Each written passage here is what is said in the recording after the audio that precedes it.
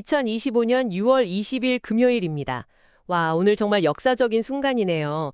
코스피가 정말 드디어 3,000선을 넘어섰습니다. 이게 2022년 이후 처음이라면서요? 네, 맞습니다. 정말 오랜만이죠. 코스피 3,000 돌파. 이게 단순한 숫자가 아니고요.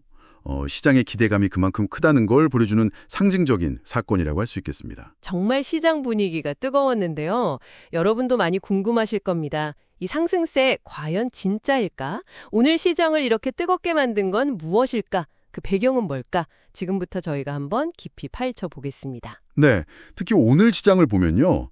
어제와는 수급 주체나 움직이는 테마가 확연히 달라졌어요. 이런 변화들이 맞물리면서 3,000 돌파라는 결과가 나온 거거든요.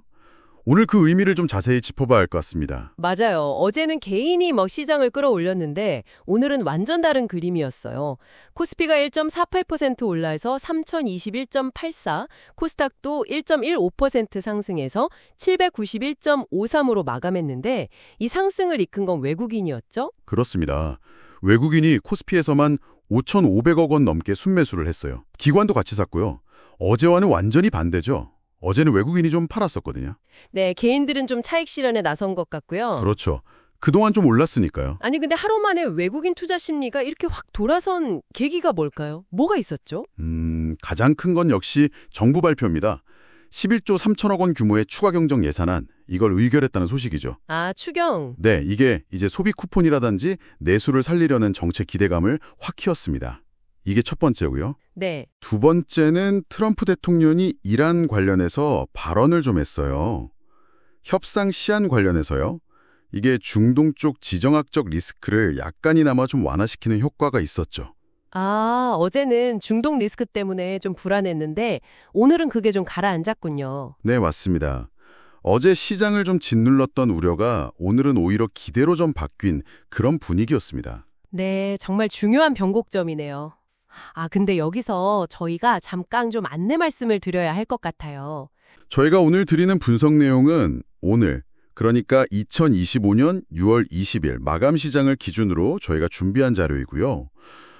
이게 어떤 투자 정보 제공이 목적이지 여러분께 특정 종목을 사라, 팔아라 이런 권유는 절대 아니라는 점. 그렇죠. 네. 그리고 저희 분석에 오류가 있을 수도 있고 또 아직 검증이 필요한 부분이 있을 수도 있다는 점은 여러분께서 좀 참고해 주시면 감사하겠습니다. 맞습니다. 어제는 그 스테이블 코인, 또 원전 해체 이런 쪽이 좀 강했었는데 오늘은 완전 다른 쪽이었죠. 네. 오늘은 뭐니 해도 내수 소비 관련지들이 주인공이었습니다. 정부 추경 효과, 이 기대감이 정말 강하게 작용했는데요. 아, 역시 추경. 네. 화장품 쪽에서는 한국화장품, 코리아나, 그리고 영화 쪽에서는 바른손 E&A, 바른손 이런 종목들이 그냥 상한가 30% 가까이 급등했습니다. 와, 상한가요? 네. 게다가 요즘 K뷰티 수출 잘 된다는 얘기 계속 있었잖아요. 중국 시장 회복 기대감도 있고요. 이런 것들이 같이 맞물리면서 화장품 주가에 힘을 확 실어줬죠. 그렇군요. 근데 어제에 이어서 정부 정책 수혜주들, 그 인공지능, AI 쪽 또 오늘도 괜찮았나요? 네, 맞습니다. 데이터 센터랑 AI 관련 테마주들, 예를 들면 CK솔루션이나 데이터솔루션 같은 종목들 한 15% 안팎으로 올랐는데요. 오, 오늘도 강했네요? 네, 이게 SK그룹이 울산에 대규모 데이터 센터 짓는다는 발표도 있었고 또 대통령이 관련 기업들하고 간담회 한다는 소식도 있었어요. 이런 뉴스들이 계속 나오니까요. 아, 모멘텀이 계속 이어지는군요. 그렇죠. 그리고 또 하나 주목할 만한 게 수소연료전지 테마입니다.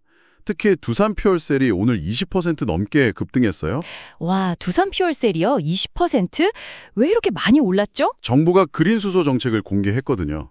여기서 그린수소라는 거는 이제 태양광이나 풍력 같은 재생에너지로 물을 분해해서 만드는 정말 친환경적인 수소를 말하는 겁니다.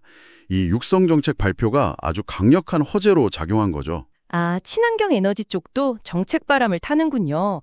그럼 반대로 어제 강했던 종목들은 오늘 좀 쉬어갔겠네요.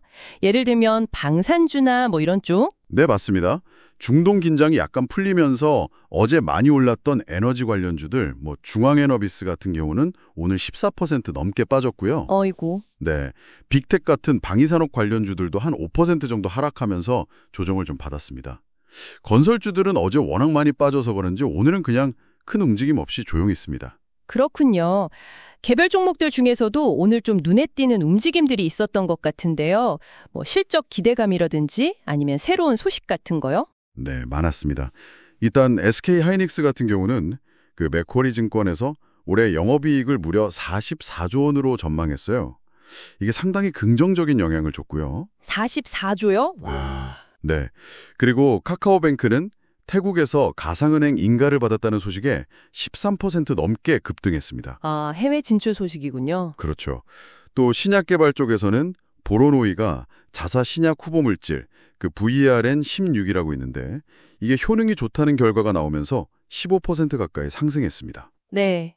그리고 어제부터 계속 뜨거운 테마죠. 스테이블 코인. 맞아요. 스테이블 코인. 네, 오늘도 강했어요. 네. 이게 달러 같은 실물 자산의 가치를 딱 고정시킨 디지털 화폐잖아요. 이 기대감으로 카카오페이랑 미투온이 오늘도 상한가를 기록했습니다. 이틀 연속 상한가예요. 와, 정말 강하네요. 스테이블 코인 테마. 자, 그럼 이제 제일 궁금한 거. 코스피 3000 시대가 다시 열렸는데 앞으로 시장 흐름은 좀 어떻게 전망해 볼 수 있을까요? 당장 어제만 해도 3000선 저항이 만만치 않을 거란 얘기가 많았잖아요. 네, 그랬었죠. 일단 3천선을 넘어섰다는 것 자체는 분명히 긍정적인 신호입니다. 특히 외국인 매수세가 이렇게 돌아와주고 또 정책 기대감이 계속 이어진다면 추가 상승도 충분히 가능하다고 봅니다. 아, 더 갈 수도 있다. 네, 과거 통계를 봐도 한 분기에 지수가 20% 이상 오르면 그 다음 분기에도 오르는 경향이 있었다는 자료도 있긴 합니다. 물론 과거가 미래를 보상하는 건 아니지만요. 그렇죠. 다만 조심해야 할 부분은 역시 단기간에 너무 빨리 올랐다는 점이에요.